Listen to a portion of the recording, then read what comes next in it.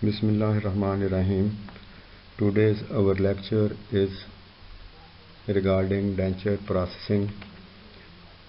After the trial denture has been taken back to the laboratory, we go for festooning, carving and wax up. Then we remove the denture from the articulator and go for denture processing. Denture processing is a procedure in which we remove the wax and the trial denture base from the trial denture.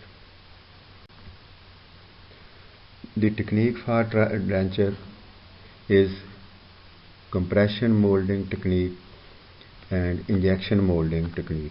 We mostly commonly use technique for acrylic resins is compression molding technique. The steps for the denture processing are preparation of the trial denture, disarticulation, flasking, dewaxing, placing retention grooves on the artificial teeth, application of the separation media, mixing of powder and liquid, packing, curing, cooling, deflasking, finishing and polishing. Preparation of the trial denture is that we go for wax up.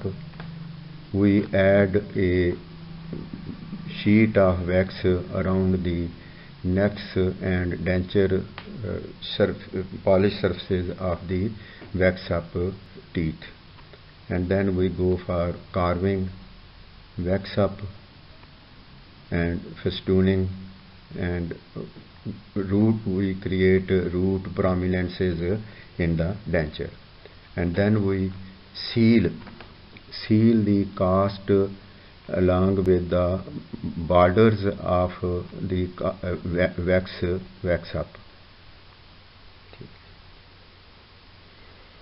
The purpose of sealing is that no air bubble should go or the plaster go inside the cast.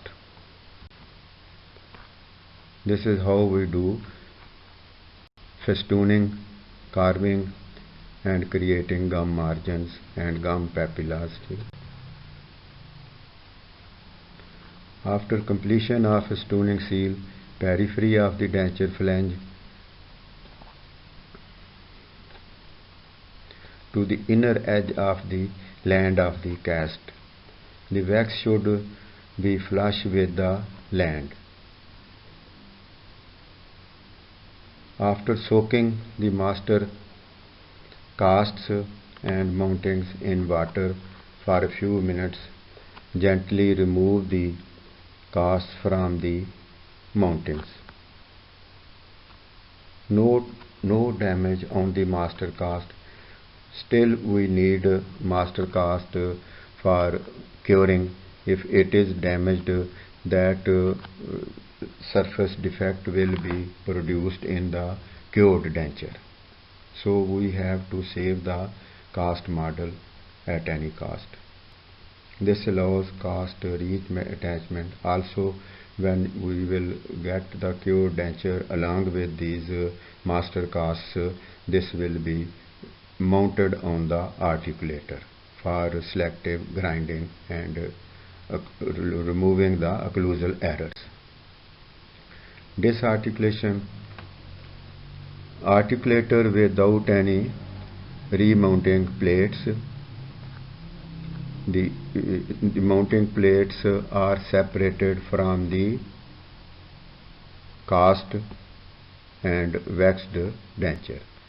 The mounting plaster is carefully splitting from the cast.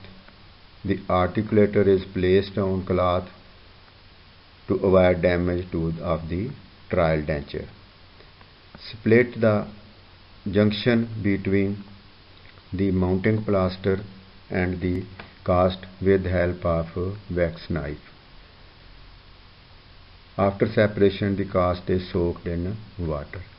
तो articulator से हमने जो है वो cast के साथ जो कि हमारा मास्टर मॉडल है उसके ऊपर वैक्सअप हुआ हुआ है, जिसको हमने सील किया हुआ है, वो माउंटिंग प्लेट से हमने जेंटली प्लास्टर वैक्स नाइफ के साथ या प्लास्टर मैलेट के साथ या प्लास्टर नाइफ के साथ उनको हमने अलहदा कर लिया।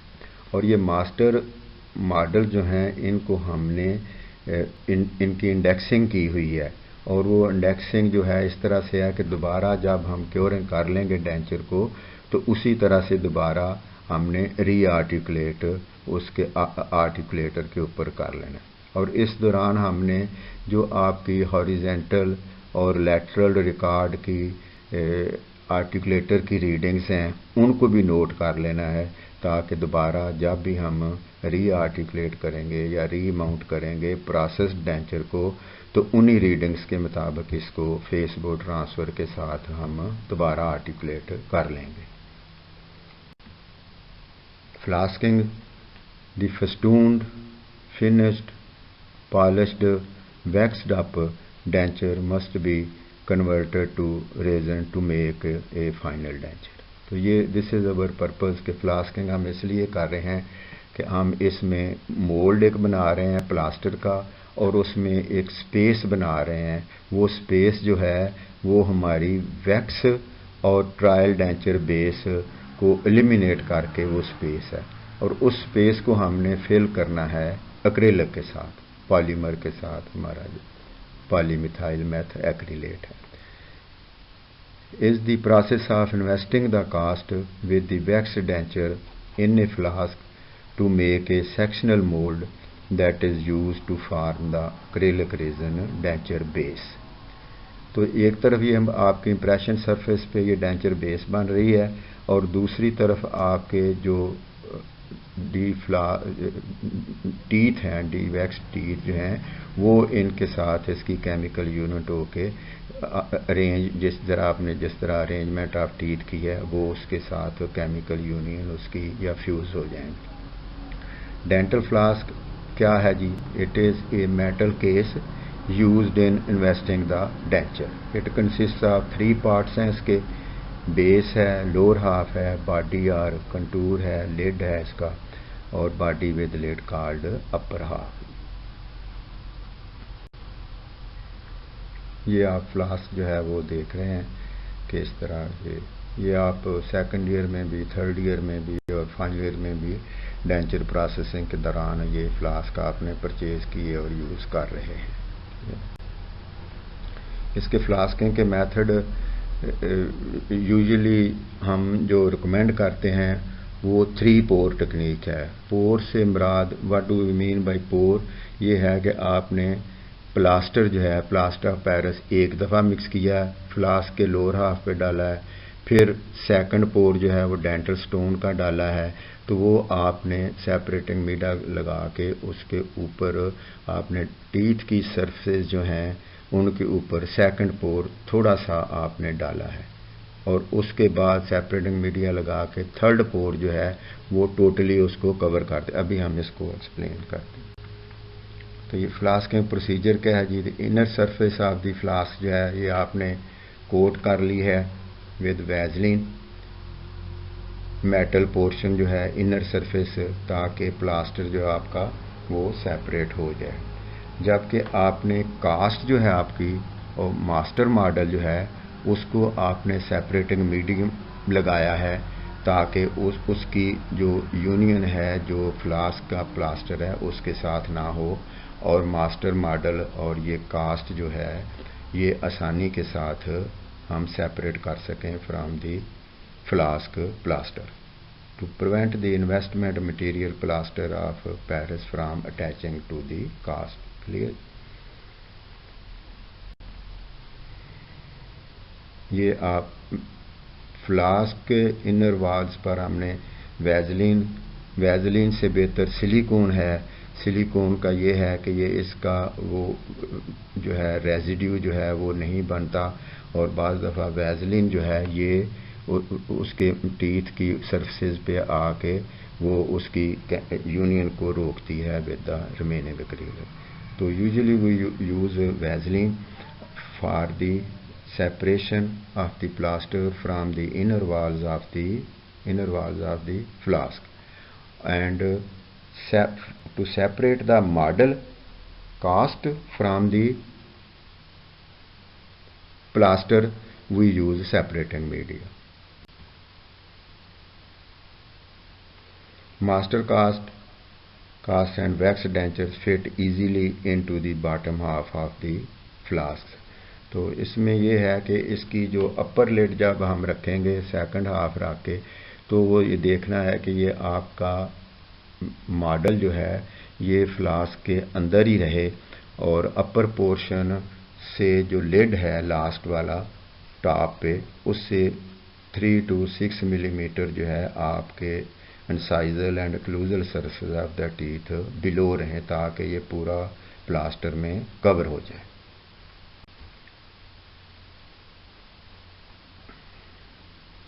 ये इस तरह से हमने लोअर हाफ किया है. फिर सेकंड पोर में आपने ये incisal and occlusal surface cover किए हैं, और फिर टोटल फ्लास्क को फिल कर दिया है प्लास्टर के साथ. सो इस तरह से the denture flasks are partially filled with plaster and the casts are then positioned within the flask so that the land of the cast is on the same level as the edge of the flask. The upper portion of the flask is placed into position. Note that the denture teeth fall below the top level of the flask. जिस तरह मैंने कहा कि 3 to 6 millimetre हमारा ये denture teeth जो हैं, इनके इंसाइजल और क्लूजल सरफेस जो हैं, ये बिलो रहनी चाहिए अपर टॉप लिड से. ये thin layer of improved dental stone.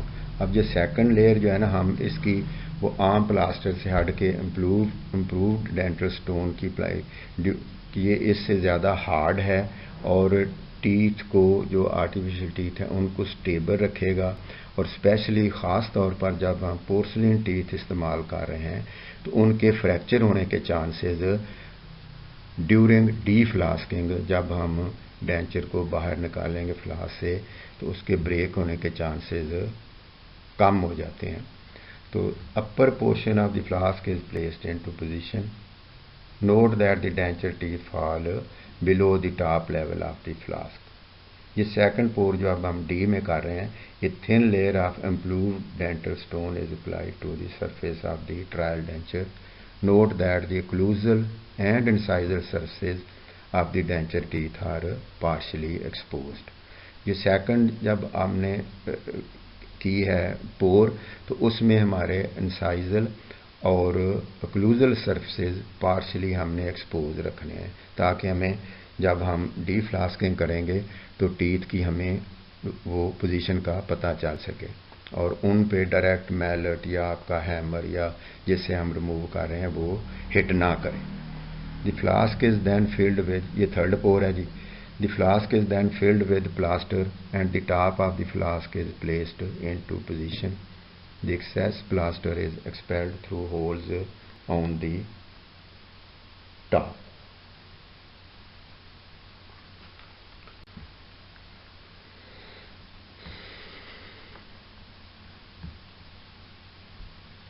जिस तरह पिछले बताया, first layer of the gypsum is investment is poured in the lower half and the cast is placed on top of the investment.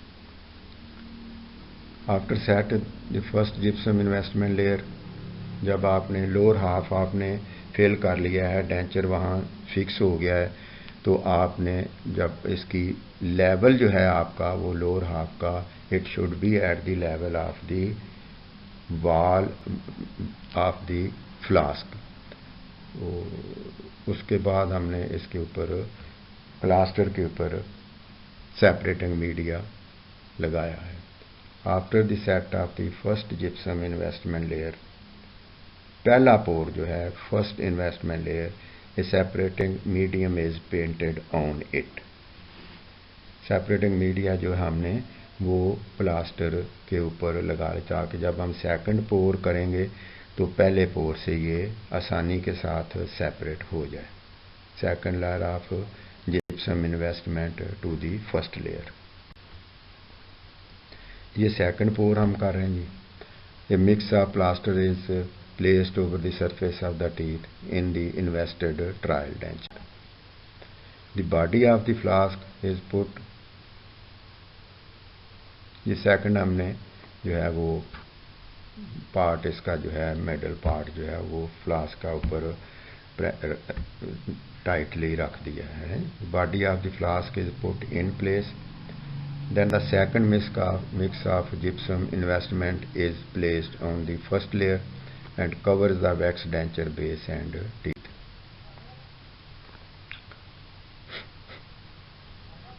After setting the second pour हमने लगाया और उसके बाद वो सेट हो गया, and then we apply a layer of separating media on the set second pour. तो इसके ऊपर भी हमने सेपरेटिंग मीडिया जो है वो लगाना है। Avoid applying separating media over the exposed occlusal surface of teeth हैं, उन पर हमने ये सेपरेटिंग मीडिया नहीं लगाना। ये थर्ड पोर हमने। The third pour of dental plaster is poured to fill the body. Then the lid is placed on the body. ये थर्ड पोर हमारा फ्लास्किंग मुकम्मल हो गई है। ये आपने प्रेस के नीचे क्लैंप के साथ इसको टाइट कर दिया है। The clamp is tightened to hold the flask in position. Leave the flask for 30 to 60 minutes to reach its final setting time. ये प्लास्टर का फाइनल सेटिंग टाइम जो है वो हमने अचीव करना है, ताकि इसकी हार्डनेस जो है वो बेहतर हो जाए। टू पोर टेक्निक जो हम ये भी यूज़ करते हैं, तो इसमें जो हमने सेकंड पोर जो हार्ड प्लास्टर का डाला था to cover partially the incisal and occlusal surface of the teeth, तो वो हम नहीं डालते। लोअर हाफ किया, उसके लेवल जो है वो फ्लास्क के बॉर्डर्स तक लेके गए, और उसमें सबसे ज़रूरी बात ये दोनों टाइप्स में देखना है कि कोई लोअर हाफ में अंडर कट ना रह जाए। और फिर उसके बाद सेपरेटिंग मीडियम लगाया। सेपरेटिंग मीडियम लगाने के बाद आपने एक ही दफ़ा टोटल अपर हाफ जो है वो पोर कर दिया। कॉमनली यूज़ ये भी सिंपलर है, टाइम सेविंग है। Only 2 mix of dental stones are used. First pour cast is flasked in the lower half. Second pour में completely filled the entire cast and the denture। तो इसमें problem ये होगा कि डिफ्लास्किंग डिफ़िकल्ट होगी, और उसमें डेंचर के फ्रैक्चर के चांसेस ज़्यादा होंगे, ख़ास तौर पर जब हम पोर्सलिन टीथ इस्तेमाल कर रहे हैं तो उसमें भी जो है वो टीथ फ्रैक्चर हो सकते हैं। There is also greater risk of distortion and warpage. तो ये 3 पोर जो हम करते हैं उससे ये रिस्की है निस्बतन, वो ज़्यादा सेफ है। रिकमेंडेड जो है वो 3 पोर वाली है।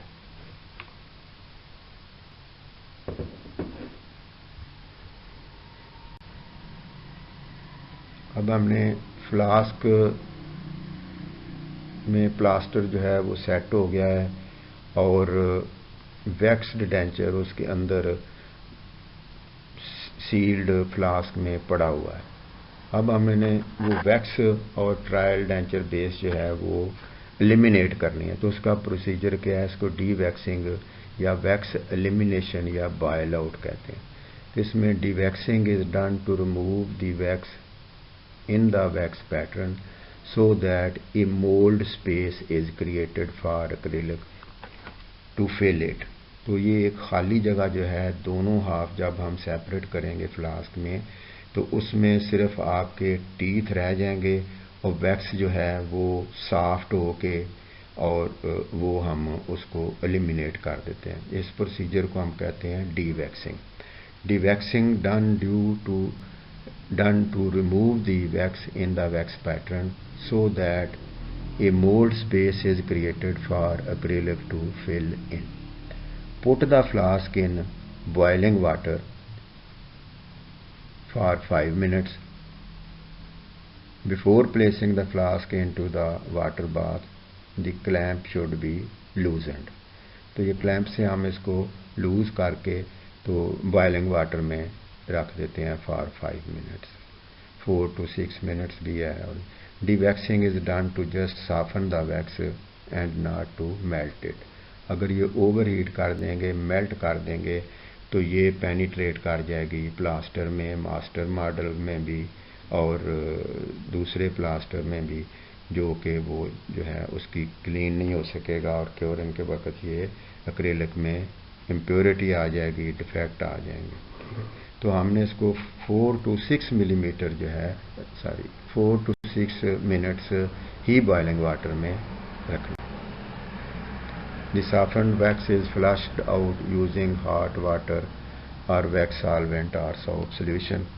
Even the finest traces of wax should be removed. तो वैक्स हर तरह से हमने ये रिमूव करनी है जी।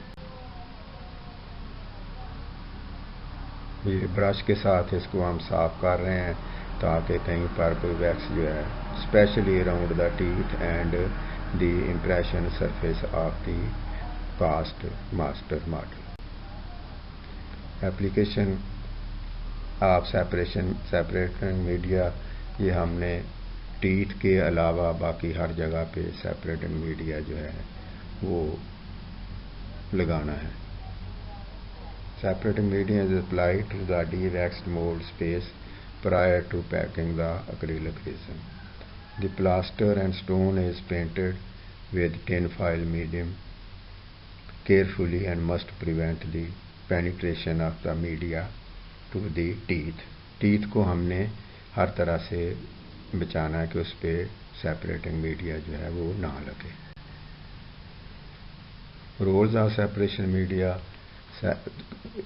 To prevent the passage of water from gypsum to resin, to minimise the passage of monomer to the plaster, to facilitate separation of the flasks. ये various types हम जो यूज़ कर सकते हैं एज सेपरेटिंग मीडिया।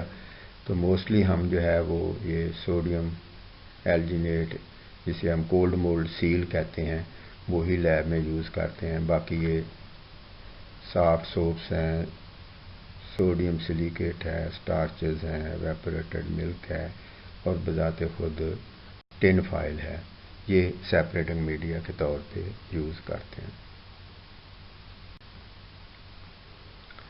ये packing the mould, हमने acrylic mix करना है। इसके लिए 1 to 3 की रेशो है, जिसमें heat cure acrylic is used, polymer monomer is mixed according to manufacturer's instruction. Usually 10 cc of monomer and 30 cc of polymer will be enough to pack an average sized denture, 1:3 monomer polymer ratio.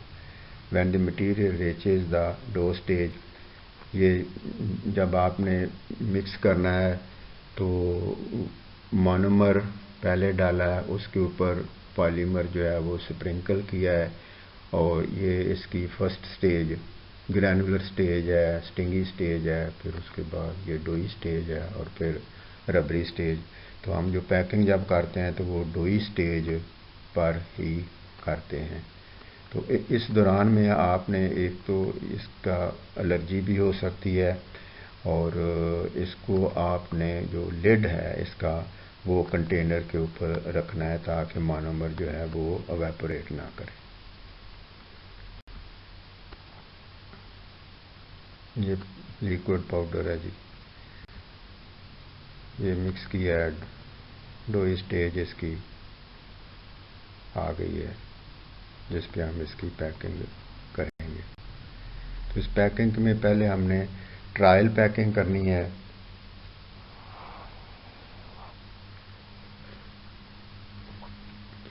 और trial packing एक दो दफ़ा करके कि material जो है ये acrylic पूरा थ्रू आउट आपके फ्लैंजेस में और हर एरिया में इवनली चला गया है, तो फिर वो सेलोफेन शीट एक तरफ जो हम रखते हैं उसको निकाल के फिर फाइनल पैकिंग है।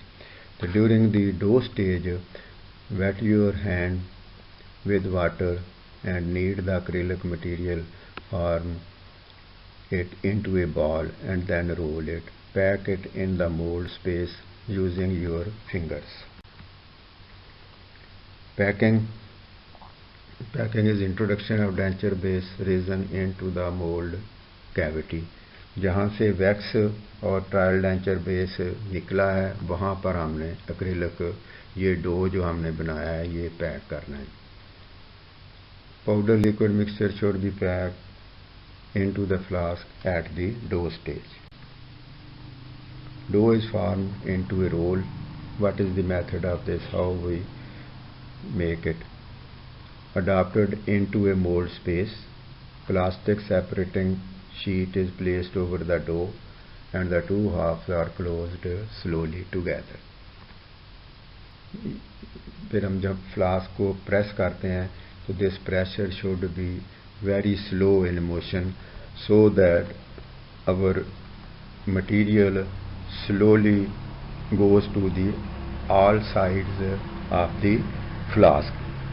तो ये पहले जो ट्रायल पैकिंग हम कर रहे हैं तो उसमें ये प्रेशर जो है low pressure, we give low pressure and this is up to 1500 up to psi.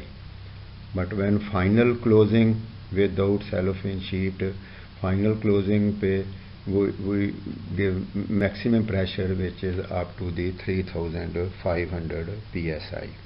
तो इससे ज़्यादा करेंगे तो आपका मॉडल भी टूट सकता है और फ्लास्क जो है मेटल जो है वो भी डी शेप हो सकती है।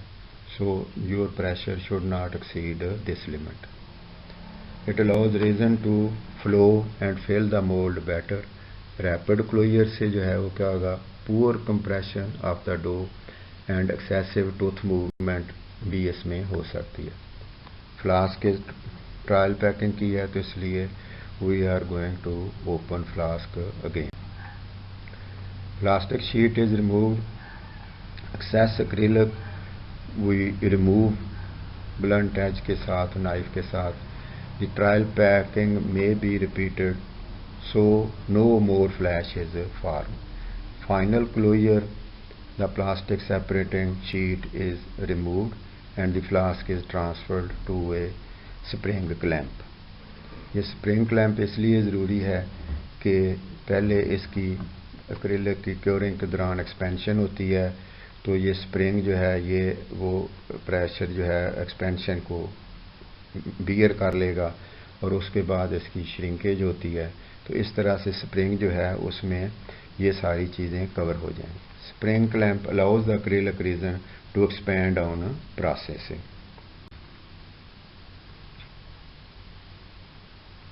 इस तरह से हमने एक्सेस जो है वो डो जो है जो पॉलीमर ये मिक्स जो है इसको हमने रिमूव कर लिए. Final closer and batch curing. तो बेंच क्योरिंग ये होती है कि जब आपने फाइनल इसको कर लिया है, पैकिंग कर लिया, तो उसके बाद कुछ अर्सा मोनोमर की इक्वल डिस्ट्रीब्यूशन हो जाए और प्रेशर जो है वो भी इक्वली डिस्ट्रीब्यूट हो जाए. तो इसलिए फाइनल क्लोजर के बाद अप टू 30 मिनट्स जो है हम बेंच क्योरिंग करते हैं. Cast portion is repainted. जब आपने फाइनल ट्रायल पैकिंग के बाद जब फाइनल क्योरिंग के लिए पैकिंग करनी है तो सेपरेटिंग मीडिया अराउंड दी जो है प्लास्टर वो आपने लगाना है फ्लास्क के. Acrylic portion is covered to prevent monomer evaporation. Bench curing flasks are then secured in the clamp, placed aside for approximately 30 minutes. It allows better equalization of pressures and better monomer penetration.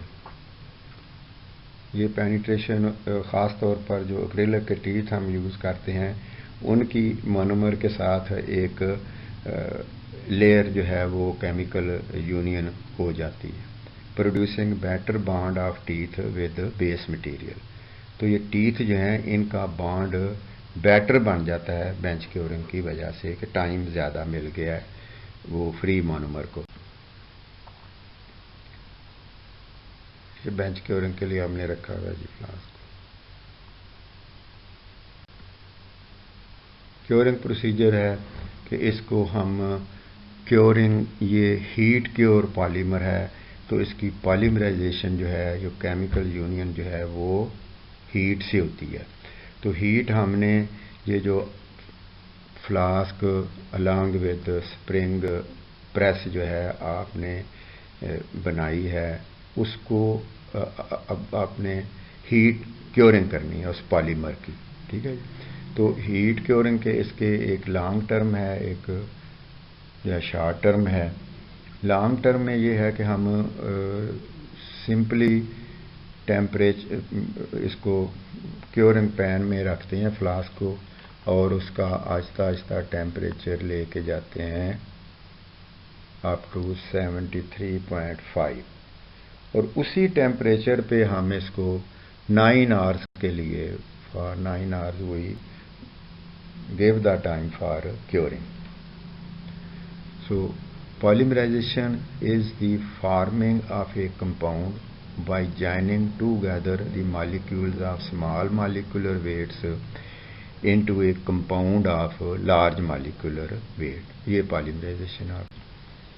तो short curing cycle है, इसमें flask या 74 तक हम लेके जाते हैं और उसके बाद 2 आवर्स के लिए जो है वो बॉइलिंग का टाइम इसको देते हैं।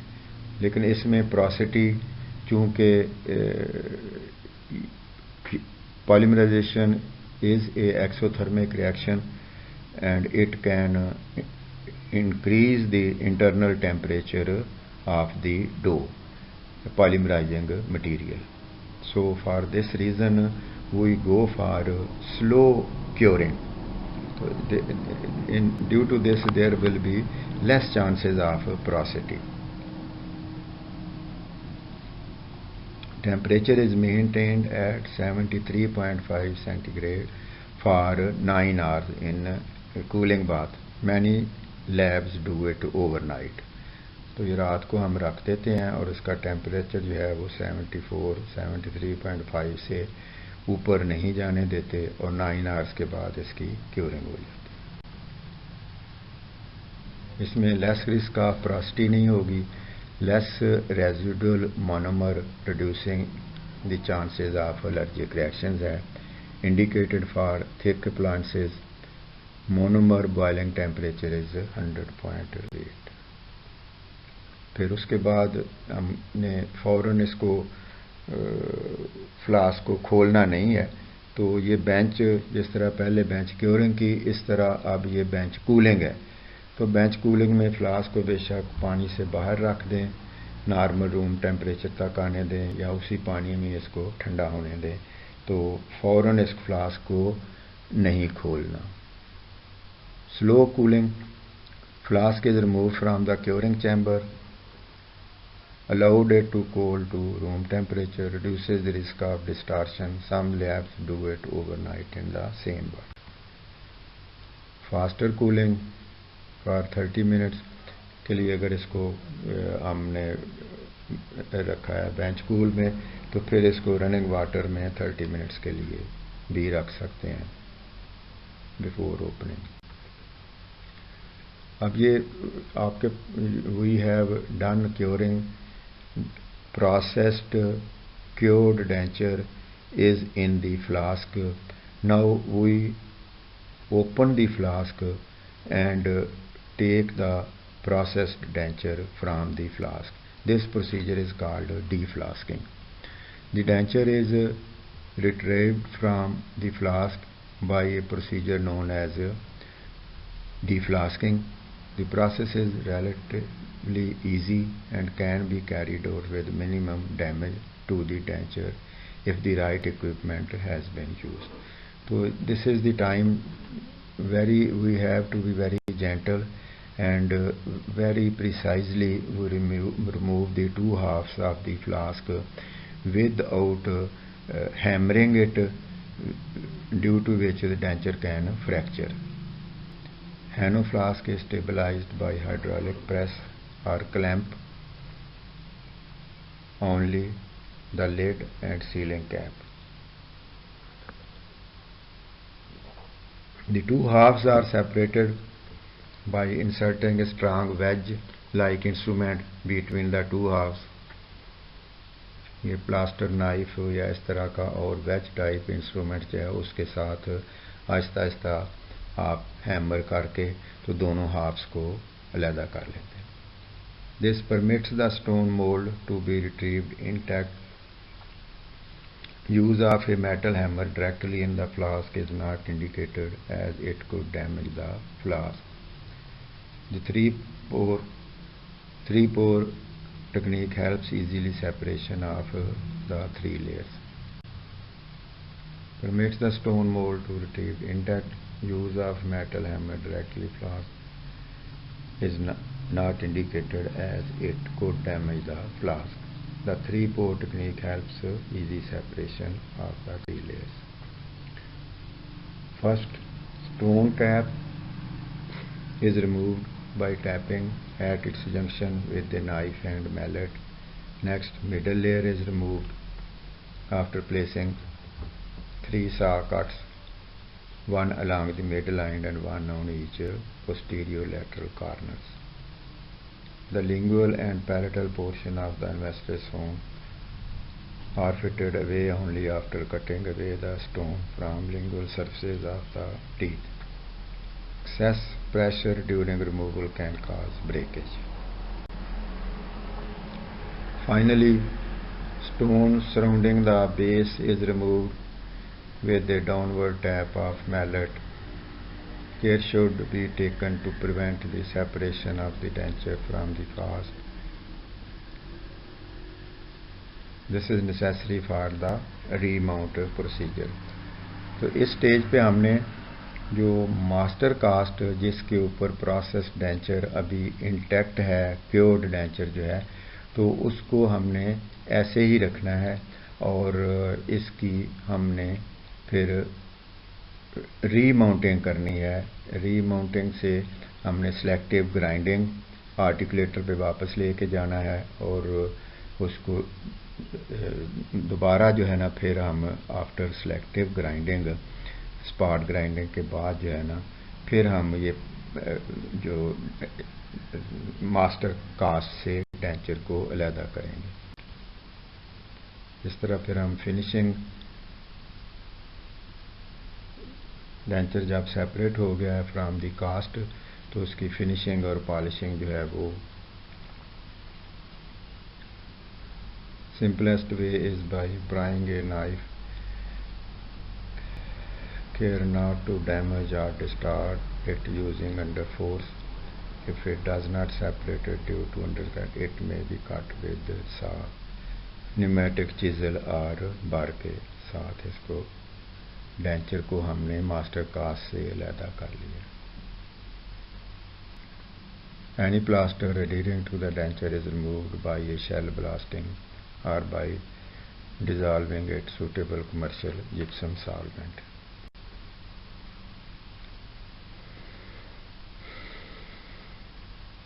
Excess acrylic is trimmed off. Stone from the gingival margins is cleared with chisel. Frenal notches are adjusted. A procedure for denture finishing and polishing. Denture is smoothed with sandpaper.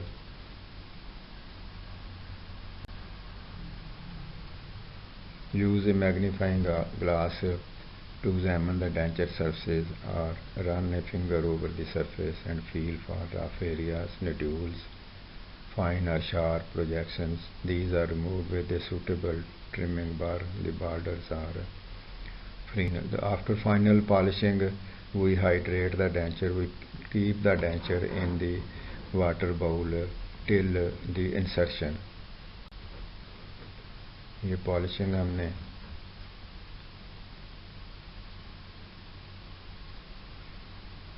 Dentures are polish with motorised bag.